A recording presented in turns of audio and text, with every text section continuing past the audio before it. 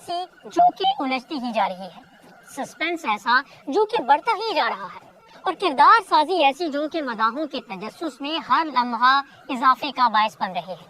جی ہاں ناظرین، آپ سب سمجھ تو گئے ہوں گے کہ ہم بات کر رہے ہیں کلس عثمان سیریز کے بارے میں، اور پھر اس کے نئے ٹریلر کے بعد پیدا ہونے والے حالات کے بارے میں، کیونکہ ایک اور شاندار ٹریلر کے بعد ایک بات تو واضح ہو گئی ہے کہ یہ نئی کس اور اس کے ہر آنے والے سین میں ایسی جان ہے جس کے باعث دیکھنے والوں کی توجہ بڑھتی ہی چلی جا رہی ہے۔ اور اب تو پہلی مرتبہ حقیقی طور پر نہ صرف منگول اور بازنطینی میدان میں آ چکے ہیں بلکہ ترک سردار بھی آمنے سامنے آ چکے ہیں، جس کا مطلب یہ ہے کہ نئی قسم میں بھلے کوئی تاریخی جنگ نہ بھی دکھائی جائے لیکن لڑائیوں کے بہت سے نئے محاذ ہمیں دیکھنے کو ملیں گے، کیونکہ ایک تو کائیوں اور منگولوں کا آپس میں محاذ دکھایا جائے گا تو دوسری جانب کائیوں کا بازنطینیوں کے خلاف بھی ایک نیا محاذ کھڑا ہو جائے گا، جبکہ باقی کی کسر اس وقت پوری ہو جائے گی جب عثمان بے اور یعقوب بے ایک دوسرے کے آمنے سامنے آ کھڑے ہوں گے، کیونکہ باقی تمام کرداروں سے بڑھ کر اس وقت سب سے زیادہ توجہ کے حامل جو کردار ہیں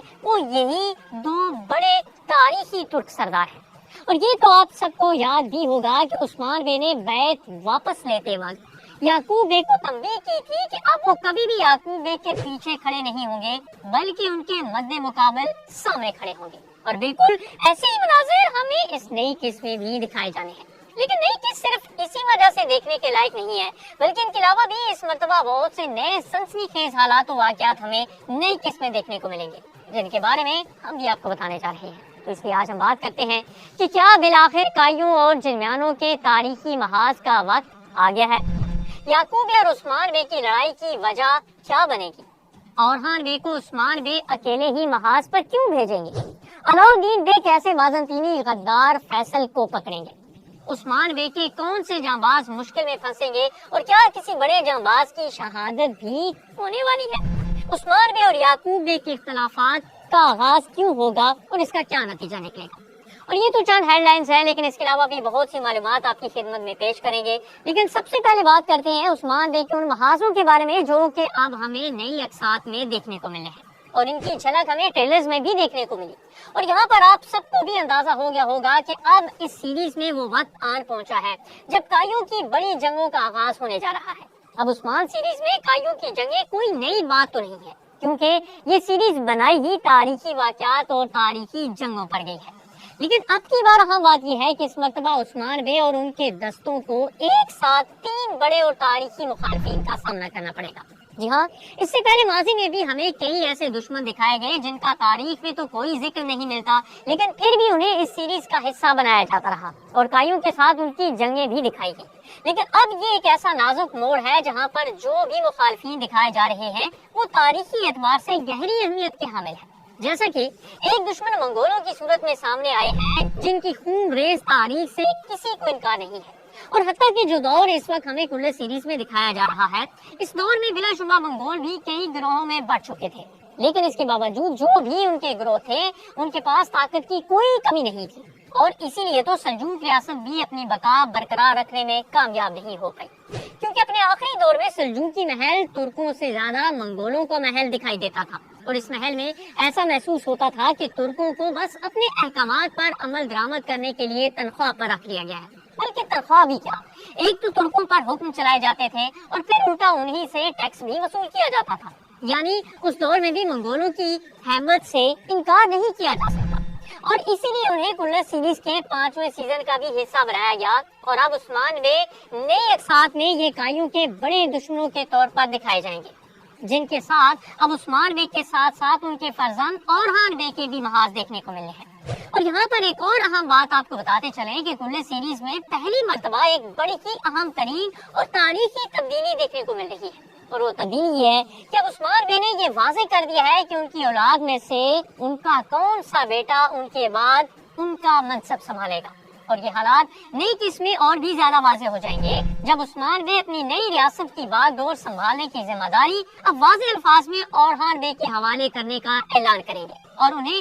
اس حوالے سے اب بڑے محاذوں پر روانہ کیا جائے گا، اور اس لحاظ سے اورحان کا پہلا بڑا محاذ منگولوں کے خلاف ہی دکھایا جائے گا، جو کہ نئی قسم ہی آپ دیکھ لیں گے۔ اور یہاں پر کچھ تاریخی حقائق بھی آپ کے گوش گزار کرتے چلیں کہ عثمان بے کا یہ اعلان کوئی حیران کن اعلان بھی نہیں ہے، اور نہ ہی تاریخی واقعات کے خلاف ہے، بلکہ تاریخ بھی ہمیں یہی بتاتی ہے کہ عثمان بے نے اپنی زندگی میں ہی قائیوں کے اگلے سربراہ کا اعلان کر دیا تھا، اور اب یہی معاملات ہمیں کل سیریز میں بھی دکھائے جائیں گے۔ اور ایک اور بات آپ کو واضح کرتے چلے کہ اس مرتبہ قائیوں کی سربراہی حاصل کرنے کے لیے ہمیں اس طرح کے حالات تو بالکل نظر نہیں آئیں گے جیسا کہ ماضی میں ارطغرل غازی کی وفات کے بعد حالات پیدا ہوئے تھے، اور سرداری کا منصب حاصل کرنے کے لیے ارطغرل بے کے بیٹوں اور بھائیوں کو آپس میں لڑتے ہوئے بھی دکھایا گیا تھا، بلکہ اس مرتبہ عثمان بے کی طرف سے مستقبل کی سربراہی کا جو فیصلہ کیا جانا ہے اسے علاؤالدین بے کی طرف سے بھی منوعاً تسلیم کیا جائے گا، کیونکہ آگے جا کر علاؤالدین بے کی درویشانہ طبیعت کو مزید اجاگر کیا جائے گا۔ لیکن اس کا ہرگز یہ مطلب نہیں کہ علاؤالدین بے کسی بزرگ درویش کی طرح خاموشی ہی اختیار کر لیں گے، بلکہ وہ بھی اپنے بھائی کے ساتھ مل کر بہت سے محاذ فتح کرنے میں اہم کردار ادا کرتے ہوئے نظر آئیں گے، اور یوں ہمیں نئی قسمیں عثمان بے کے دونوں بیٹوں کی طرف سے دو اہم اور بڑے محاذوں کی فتح دکھائی جانی ہے، جن میں سے ایک محاذ تو منگولوں کے خلاف ہوگا جس پر عثمان بے اورخان بے کو روانہ کریں گے، اور اس محاذ پر اورخان بے کو روانہ کرنے کا ایک مقصد یہ بھی ہے کہ عثمان بے دوسری طرف بازنطینیوں اور جرمیانوں کی سازشوں کا مقابلہ کرتے ہوئے نظر آئیں گے، اور انہی معاملات میں ہمیں علاؤالدین بے کی ایک بڑی کامیابی دکھائی جائے گی۔ جی ہاں ناظرین، نئی قسم میں ہمیں علاؤالدین بے نہ صرف تریاق تیار کرنے میں کامیابی حاصل کرتے نظر آئیں گے، بلکہ علاؤالدین بے کی وہ بڑی کامیابی بھی دکھائی جانی ہے جس کے باعث ماضی میں قائیوں کو کئی بڑے نقصانات کا سامنا کرنا پڑا، اور یہ کامیابی ہوگی اس غدار کو پکڑنے کی جس کی وجہ سے بوران ایل پر جان لیوا حملہ ہوا۔ بائندر بے پر غداری کا الزام لگاتے ہوئے